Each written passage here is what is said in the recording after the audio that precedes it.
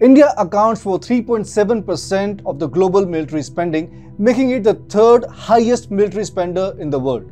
The defense expenditure constituted 2.9% of India's total GDP, with approximately $72.9 billion spent on defense in 2020. While the defense expenditure has increased, the Modi government, unlike its predecessors, is ensuring that a large part of the investment comes back in the form of arms export. In the last 7 years, the defense exports have seen a whopping 325% rise, and if nothing, it shows the reformist approach of the current regime. But to become a global arms manufacturing powerhouse, it is time to step on the gas and take things up several notches.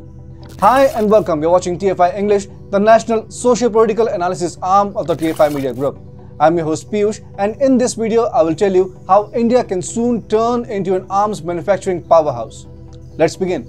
At the 21st Indo-Russian Summit held on Monday, Prime Minister Narendra Modi and Russian President Vladimir Putin met and announced the decision of procurement of over 6 lakh AK-203 rifles, which will become the standard piece of equipment for the army.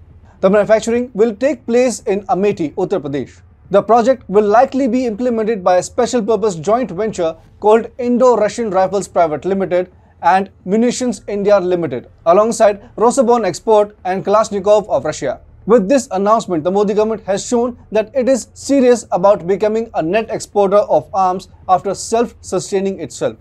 India exported over 38,000 crore worth of arms in the last 7 years. A possibility that was previously unexplored by the previous government regimes. The Modi government has focused on exporting arms and ammunition developed indigenously in the country to other nations. In the last 7 years, India has exported defense items worth more than 38,000 crore. PM Modi at the Defense Expo last year stated in 2014 the export of defense equipment from India was about 2,000 crore rupees. In the last 2 years, it has gone up to 17,000 crore rupees. In the next 5 years, our target is to increase exports to $5 billion, which is about 35,000 crores.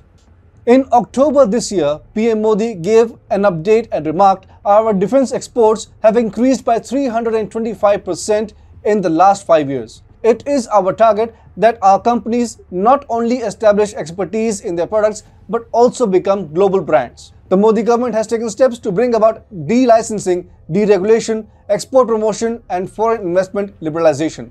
To meet export requirements, a draft production and export promotion policy 2020 has also been formulated. With the success of promotion-linked incentive schemes in different sectors of the economy, it wouldn't be a hyperbole to suggest that the government might be planning something on the same lines for the defense sector. The government has already approved the scheme for the procurement of drones and drone components, which will offer tremendous benefits to almost all sectors of the economy. These include agriculture, mining, infrastructure, surveillance, emergency response, transportation, geospatial mapping, defense and law enforcement, to name a few. Moreover, with the centre's recent announcement to establish defense corridors in Uttar Pradesh and Tamil Nadu to become Atmanirbhar in manufacturing and service of aerospace and defense equipment, the endeavour has been given a major boost. The move to build the corridor will benefit 200 Indian firms with employment opportunities for around 8,000 people. The defense corridor plan in the southern state has been identified in Chennai, Trichy, Salem, Hosur and Coimbatore as areas of focused development. Tamil Nadu has also unveiled an exclusive aerospace and defense industry policy back in 2019. The Combat Vehicles Research and Development Establishment, or CVRDE, in Chennai is the main DRDO lab involved in the development of armoured fighting vehicles, tanks, automotive electronics and many others. Meanwhile, Uttar Pradesh has emerged as a top investment destination. Companies from the United States, United Kingdom, Japan, Canada, Germany and South Korea have shown interest in setting up their manufacturing units and corporate offices in the state and have proposed investments worth 45,000 crore rupees, which will create 1.35 lakh jobs in the state. Meanwhile, according to Defense Minister Rajnath Singh, around 12,000 MSMEs have already joined the defense industry due to the government's initiatives. The current regime is not unwilling to use private companies to realize its dreams. Rajnath Singh remarked, we have an estimated 85,000 crore rupees industry of aerospace and defense. The contribution of private sector in this has increased to 18,000 crores. According to reports, 3 Indian arms companies have already broken the glass ceiling by entering the top 100 list of arms sales globally. In the report compiled by Stockholm International Peace Research Institute, which tracks global arms trades, Hindustan Aeronautics Limited, Indian Ordnance Factories, and Bharat Electronics Limited have found themselves on the list. Hindustan Aeronautics Limited is at number 42 with $2.97 billion, up 1.5% from 2019 sales. Indian Ordnance Factories are at the 60th spot with $1.9 billion in sales, up 0.2% from the previous year. Bharat Electronics Limited is ranked 66 with $1.63 billion in arms sales, up 4% compared to 2019. It is pertinent to note that government converted the OFB into 7 100% government-owned corporate entities as a measure to improve self-reliance in the defense preparedness of the country. The post-independence government restricted the entry of private players in the strategic sector like defense equipment manufacturing, and the mere resources were put in white elephant companies like HAL and OFP.